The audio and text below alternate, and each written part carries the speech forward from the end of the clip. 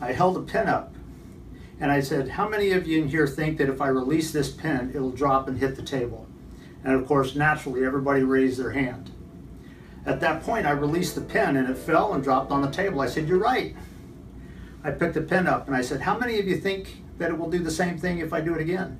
And of course, everybody raised their hand, and it certainly did.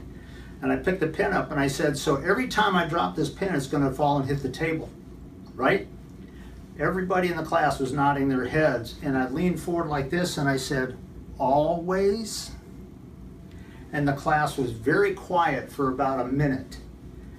And then one guy in the back of the classroom said, well, unless we're in space.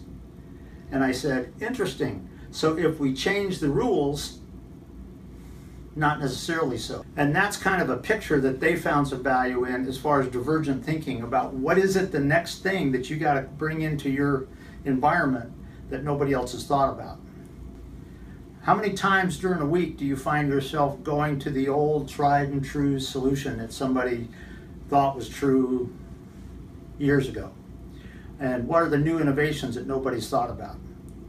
What do you need to do to start thinking divergently or outside the box truly, to see those radical solutions that you may not have thought of before? I leave that with you for this time. Why does it matter?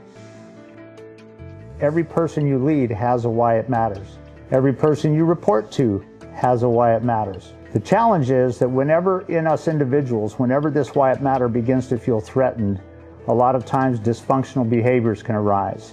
When you find your why it matters, I'm here to tell you the world needs that.